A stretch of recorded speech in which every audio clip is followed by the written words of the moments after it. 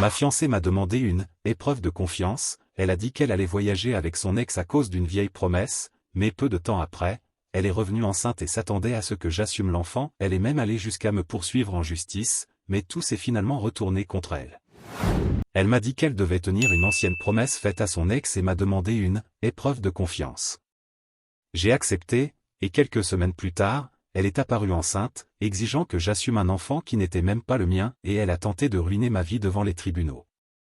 Je vais commencer par dire quelque chose d'important pour toute personne qui m'écoute. Le jour où votre partenaire s'assoit devant vous, vous regarde droit dans les yeux avec un air sérieux et vous dit quelque chose comme « Je veux te proposer une épreuve de confiance », ne réfléchissez pas. Ne discutez pas, levez-vous et partez. Parce que ce qui vient après n'est jamais bon. Et je dis ça par expérience, car c'est exactement de cette façon que j'ai découvert qui était réellement mon ex, Pamela. Nous vivions déjà ensemble.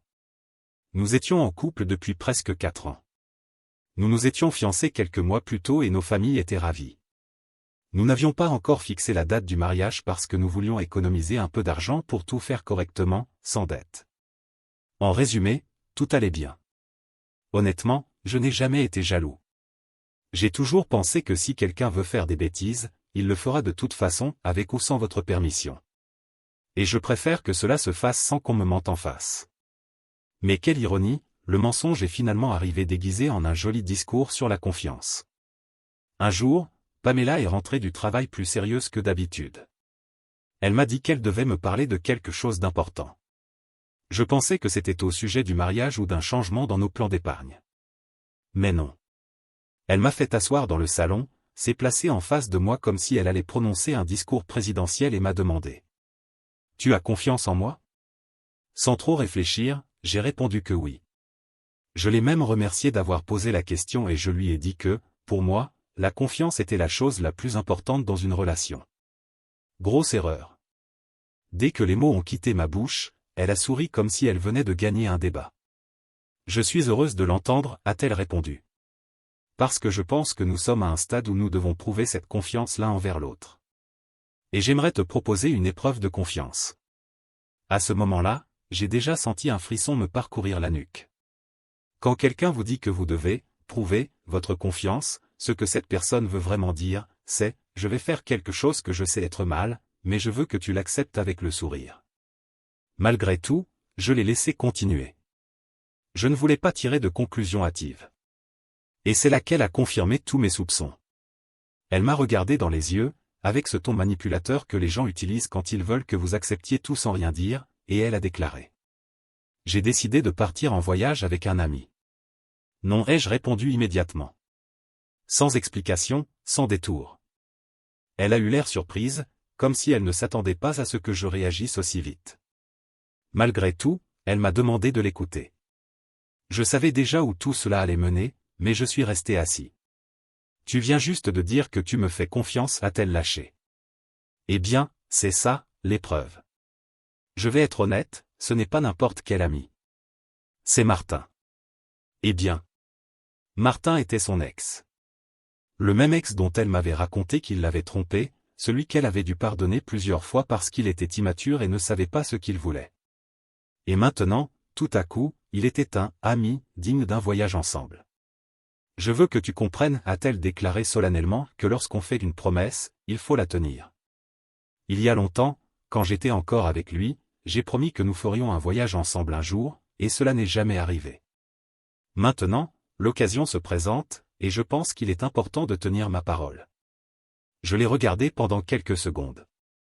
Je ne sais pas si elle s'attendait à ce que je me lève et que je l'applaudisse, mais j'ai fait exactement le contraire. Alors, c'est fini. Elle s'est vexée. Elle a pris ce visage de dignité blessée, que les gens affichent quand ils savent qu'ils ont tort, mais veulent quand même vous faire passer pour le méchant. Tu n'as pas confiance en moi ? A-t-elle répété, comme si c'était son dernier argument. J'avais confiance, ai-je répondu. Mais maintenant, avec tout ce que tu me dis, tu me montres le contraire. Elle a froncé les sourcils et a dit. Cela n'a rien à voir avec le passé. C'est une preuve de maturité. Oui, ai-je rétorqué, la maturité de comprendre qu'on ne part pas en voyage avec son ex quand on est en couple. Du moins pas si on respecte la personne avec qui on est. C'est là qu'elle a perdu son sang-froid. Elle a dit que je ne comprenais rien, que j'agissais comme un adolescent et que nous en parlerions à son retour. Il n'y aura pas de retour, ai-je répondu. C'est terminé. Mais elle insistait, disant que nous n'allions pas mettre fin à une relation de plusieurs années à cause d'un petit voyage entre amis. J'ai répété. C'est fini. Elle s'est levée furieuse, a dit qu'elle ne continuerait pas la discussion et que nous parlerions après le voyage. J'ai répété qu'il n'y avait plus rien à discuter, que tout était clair. Mais elle refusait d'accepter la fin. Elle disait que ce n'était pas fini entre nous et que, quand elle reviendrait, nous parlerions calmement. Le voyage était prévu 2 jours plus tard. Comme nous vivions ensemble, j'imagine qu'elle ne voulait plus me voir pour ne pas affronter la situation. Elle est donc allée dormir chez une amie. Quant à moi, je ne vais pas mentir, ça a fait mal. Mais cela m'a aussi clairement montré qu'il n'y avait rien à sauver. Je ne sais pas si vous seriez tombé dans ce piège, mais moi, je n'ai pas attendu son retour pour l'accueillir comme un idiot. J'ai profité de ces 2 jours avant son voyage pour organiser mes affaires. J'ai emballé mes vêtements dans des cartons, rassemblé mes outils d'atelier, mes livres, mes documents, j'ai tout réuni et je suis parti. Avant de quitter l'appartement, j'ai appelé mes parents pour leur dire que les fiançailles étaient annulées. Ils ont été surpris, évidemment. Ma mère m'a demandé si j'étais sûr de moi et si je n'agissais pas sous l'impulsion, mais une fois que je leur ai tout expliqué, ils ont parfaitement compris. Et c'est là que vient la partie la plus curieuse de toute cette histoire. En rangeant mes affaires dans la salle de bain, j'ai ouvert le tiroir où elle gardait ses crèmes et son maquillage pour récupérer la trousse de premier secours qui m'appartenait. Et au milieu de tout ça, devine ce que j'ai trouvé? La bague de fiançailles que je lui avais offerte jetée là, comme un simple accessoire. Elle ne l'avait même pas remportée chez son amie. Je ne sais pas depuis combien de temps elle ne la portait plus, mais ce détail a simplement confirmé ce que je savais déjà, Pamela avait pris sa décision depuis longtemps, bien avant de m'en parler. Ce qu'elle m'avait dit n'était pas une discussion, c'était une formalité. Elle avait déjà décidé de partir et voulait simplement que je l'accepte sans résistance. Évidemment, j'ai gardé la bague. Je pourrais toujours la mettre en gage pour récupérer un peu d'argent. Quand Pamela est enfin partie en voyage, je pensais que j'aurais quelques jours de paix et de silence. Je ne l'avais bloquée que sur WhatsApp et c'est là que j'ai commis mon erreur. Car quelques heures plus tard, les messages ont commencé à arriver sur Instagram. Le premier disait quelque chose comme « Ah, alors tu m'as bloqué ? Quelle immaturité !» Bref, je voulais juste te prévenir que nous sommes bien arrivés. Nous dormons dans des chambres séparées. Rassure-toi. Fais-moi confiance. Le message était accompagné d'une photo de l'hôtel, du genre qui cherche à donner l'impression que tout est normal. Dès que j'ai vu ça, j'ai levé les yeux au ciel. Je n'ai rien répondu, j'ai simplement accédé à son profil et je l'ai bloqué là aussi. Je n'allais pas perdre mon temps avec quelqu'un qui essayait de me faire passer pour le jaloux de l'histoire. À ce moment-là, elle ne savait pas encore que j'avais déménagé, mais cela n'a pas duré longtemps. 2 jours après son retour de voyage, Pamela est apparue à ma nouvelle adresse. Je ne sais pas qui le lui avait dit, probablement une connaissance commune. Elle a frappé à la porte plusieurs fois jusqu'à ce que je finisse par ouvrir. Elle a dit qu'elle était passée à notre ancien appartement, l'avait trouvé vide et s'était inquiétée, pensant qu'il m'était arrivé quelque chose. Puis, soudain, son ton a changé, elle a dit que ce que je faisais était stupide, que je devais me calmer et arrêter d'agir comme un gamin gâté. Je lui ai répondu la même chose que j'avais dite avant son départ, c'était fini. Il n'y avait plus rien à dire. Mais elle insistait, allant même jusqu'à mettre son pied dans l'entrebâillement de la porte pour m'empêcher de la refermer. Je lui ai demandé de partir. Elle a ri. Quelques minutes plus tard, elle a commencé à crier dans le couloir, pas des insultes, mais des phrases pour que je l'écoute. Tu ne veux pas m'écouter, mais tu vas devoir m'écouter de toute façon. Puis elle a commencé à se justifier. Il ne s'est rien passé. Nous avons dormi dans des chambres séparées. Martin est un gentleman, il a même une bonne opinion de toi. Cette partie m'a fait rire. L'ex qui l'avait trompée, le même type avec qui elle avait décidé de tenir une promesse, avait maintenant une bonne opinion de moi. On aurait dit une blague. J'ai appelé la sécurité de l'immeuble pour qu'ils la fassent partir. Certains voisins regardaient déjà par leurs fenêtres et je ne voulais pas finir dans une vidéo de ragot sur Internet. Ils lui ont demandé de quitter les lieux. Elle continuait à parler en s'éloignant, disant qu'elle n'allait pas abandonner et que tout cela n'était qu'un malentendu. Dans les jours qui ont suivi, Pamela est revenue plusieurs fois. Elle restait debout devant l'immeuble ou m'attendait dans les environs. Elle faisait passer des messages indirects par des connaissances. Une fois, elle a même laissé un mot à la réception me demandant de ne pas détruire ce que nous avions. Puis j'ai reçu un message d'un numéro inconnu. C'était elle, évidemment. Elle disait que si je continuais à l'ignorer, elle irait parler à ma mère. Je n'ai pas été surpris. Je la connais, je sais comment elle pense. J'imagine qu'elle croyait que si ma mère s'en mêlait, je finirais par céder. Ma réponse a été brève. Fais-le. Et elle l'a fait. Ce que Pamela ne s'attendait pas, c'est que ma mère était déjà au courant de tout. Dès que je lui avais parlé de ce fameux voyage, elle avait compris exactement quel genre de personne était Pamela. C'est pourquoi, lorsque Pamela s'est présentée chez mes parents, elle n'a pas été accueillie avec des câlins ni avec de la compassion. Ma mère n'est pas du genre à crier, mais elle a cette présence qui impose le respect rien qu'avec le regard. Pamela est arrivée avec un discours tout prêt, que tout cela n'était qu'un malentendu, qu'il ne s'était rien passé, que j'exagérais, que tout cela n'était qu'une épreuve de confiance, et qu'il fallait que quelqu'un me fasse entendre raison. Ma mère l'a laissé parler pendant quelques minutes. Puis elle lui a dit qu'elle savait déjà tout et qu'il n'y avait rien à justifier. Pamela a tenté de se faire passer pour la victime, disant que j'étais impulsif, que je ne l'écoutais pas, que j'agissais par orgueil. Mais ma mère n'a pas beaucoup de patience pour ce genre de choses. Elle a été directe, elle lui a dit que si Pamela voulait du respect, elle aurait dû en montrer avant de décider de partir en voyage avec son ex. Pamela est restée silencieuse. Elle a tenté de changer de sujet, disant qu'elle ne voulait pas de problème, qu'elle voulait juste me parler. Ma mère l'a interrompue et lui a demandé de partir. Mais Pamela a continué d'insister, disant que c'était injuste, qu'elle voulait juste tenir une promesse, que cela ne signifiait rien et qu'elle avait besoin d'aide. C'est là que ma mère a perdu patience. Ma mère ne l'a pas insultée, mais elle a été très claire, Pamela n'était pas la bienvenue chez eux. Elle lui a demandé de partir avant qu'elle ne soit obligée de la mettre dehors par la force. Et comme Pamela restait plantée là sans bouger, ma mère a perdu patience et l'a expulsée en criant et en la poussant vers la sortie. Malheureusement, je n'ai pas pu assister à cette scène en personne, mais grâce à mon père, j'ai eu droit à chaque détail. Ce fut la dernière fois que Pamela tenta de me contacter directement. Après que ma mère l'eut mise dehors, elle disparut. Plus d'appels, plus de messages, plus aucune tentative d'approche. J'imagine qu'elle avait enfin compris que son petit jeu de « preuve de confiance » était terminé et qu'il n'y avait plus personne à manipuler. Mais ma tranquillité ne dura pas longtemps. Presque un mois après que tout se soit calmé, Pamela réapparut. Je ne m'y attendais pas. Il n'y avait plus aucune raison de la revoir, ni même l'envie de l'écouter. Mais quand quelqu'un comme elle décide qu'il a encore quelque chose à dire, il le fait sans se soucier de quoi que ce soit. Elle m'a demandé de lui parler un moment. Elle disait que ce serait rapide. J'ai répondu qu'il n'y avait rien à dire, mais elle a insisté, disant qu'elle avait juste besoin de quelques minutes. Pour éviter une scène devant l'immeuble, j'ai fini par accepter.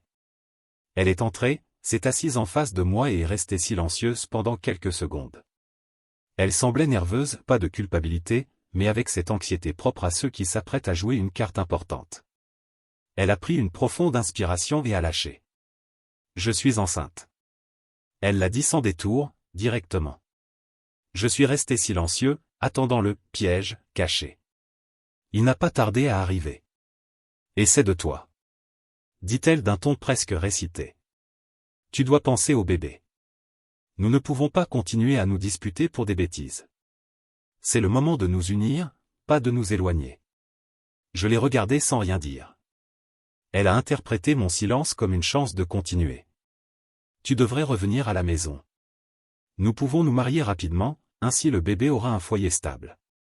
Je ne veux pas qu'il grandisse dans des problèmes. J'ai dû me retenir de rire. C'était absurde. Je lui ai rappelé que nous avions rompu avant son voyage et que, juste après avoir passé plusieurs jours avec son ex, elle se retrouvait maintenant, par hasard, enceinte. J'ai dit que c'était trop de coïncidences pour être crédible. Ne commence pas avec tes paranoïas, répondit-elle. Il ne s'est rien passé. Tu sais que nous avons toujours été prudents, mais les méthodes peuvent échouer. Ça arrive. Oui, ai-je répondu, mais il peut aussi arriver que le père soit quelqu'un d'autre. Son visage changea immédiatement. La fausse assurance qu'elle arborait toujours disparue. Elle me regarda comme si j'avais commis la pire des offenses. « Tu es en train de dire que je t'ai trompé ?» demanda-t-elle, indignée. « Non, je ne le dis pas. J'y pense. » ai-je répondu. Et pour en avoir le cœur net, j'ai besoin d'un test de paternité. Elle croisa les bras et poussa un long soupir, comme si elle se trouvait face à un enfant qui avait besoin d'être éduqué. « Jusqu'où tu es tombé, dit-elle. Je n'arrive pas à croire que tu doutes de moi à ce point. Avant, tu étais différent. Avant, tu avais confiance. Avant, je n'avais pas besoin de te croire pendant que tu partais en voyage avec ton ex, ai-je rétorqué. Si tu veux vraiment que j'assume cette responsabilité, je le ferai. Mais seulement si un test prouve que cet enfant est le mien. Je ne vais pas t'épouser, ni reprendre une relation. Et si je refuse de faire le test ? Demanda-t-elle, sur un ton de défi. Alors nous n'avons plus rien à nous dire, ai-je répondu calmement. Je ne vais pas assumer un enfant dont je ne sais pas s'il est le mien. Elle se leva brusquement et frappa la table de la main. Tu es un lâche. Tu me laisses seul dans le pire moment de ma vie. Tu sais tout ce que j'ai vécu. Je te demande juste de me faire confiance une fois. Une seule fois. Cette phrase m'a fait sourire. Fais-moi confiance. La même phrase qu'elle avait utilisée pour justifier son voyage. La même excuse, seulement enveloppée cette fois dans un drame. Je n'ai rien répondu. Elle est sortie furieuse de mon appartement, en criant que je le regretterais. Elle voulait que j'assume tout de force.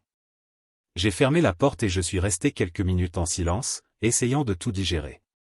Je n'étais plus surpris par sa manière d'agir, mais j'étais toujours épuisé. Elle devait toujours transformer chaque situation en drame et en manipulation. Une semaine passa sans que je n'aie de nouvelles d'elle. Ne vous méprenez pas, j'étais heureux de ne rien savoir. Mais connaissant Pamela, j'étais certain qu'elle préparait quelque chose. Par précaution, j'ai consulté un avocat et je lui ai raconté tout ce qui s'était passé. Il a tout écouté attentivement, a noté toutes les dates et m'a expliqué ce qui pourrait arriver si elle décidait d'entreprendre des démarches légales à l'avenir. Il m'a dit de rester calme, que le plus important était d'avoir tout documenté si les choses se compliquaient. Et me voilà, attendant de voir quelle sera sa prochaine manœuvre.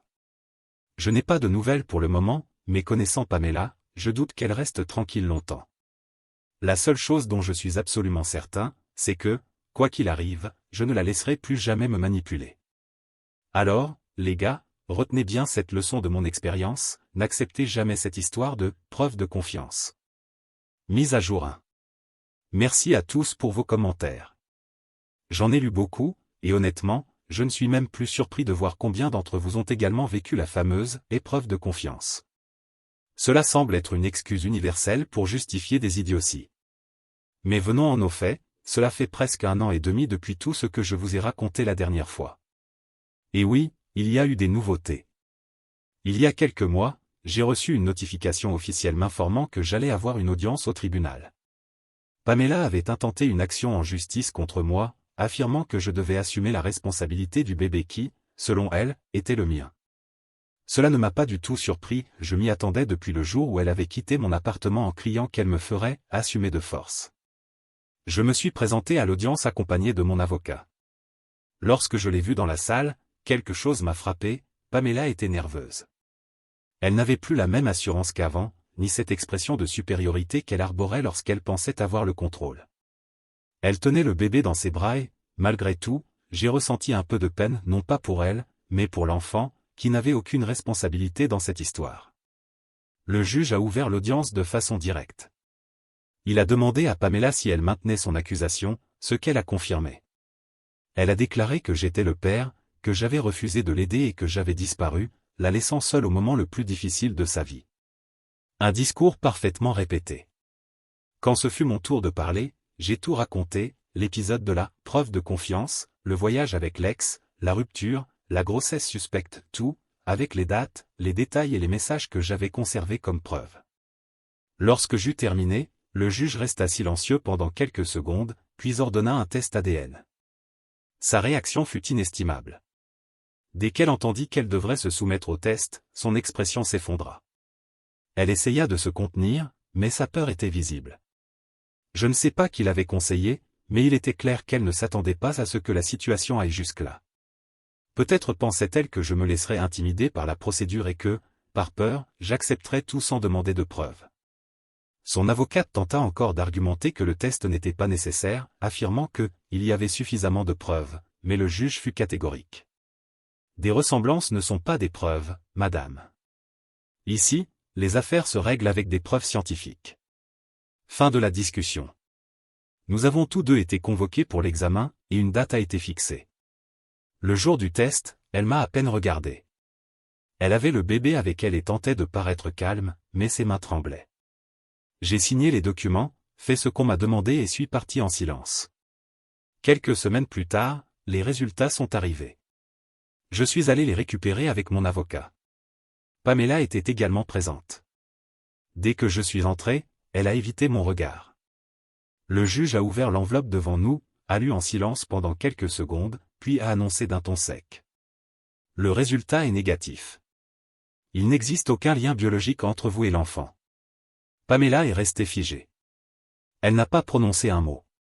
Elle n'a même pas tenté de feindre la surprise, son visage disait tout. Elle a baissé la tête, a serré le bébé dans ses bras et a fixé le sol. Le juge a clos l'audience et a demandé à tout le monde de sortir.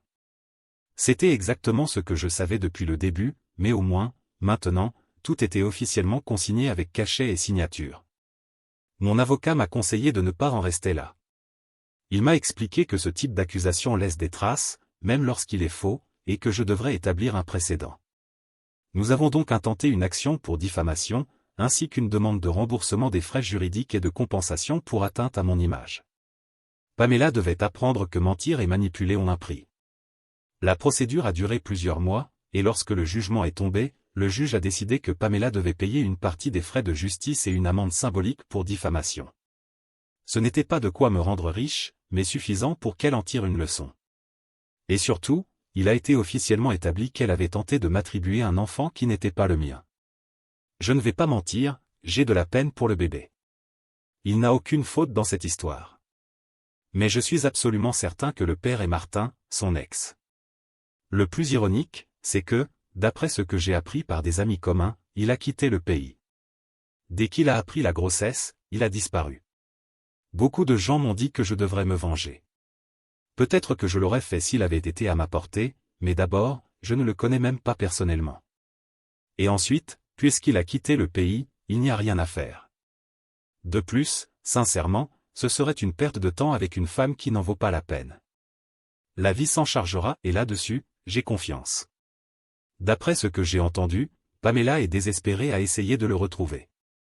Elle tente de le forcer à assumer ses responsabilités, mais sans succès. Pendant ce temps, le bébé est sous la garde de ses parents.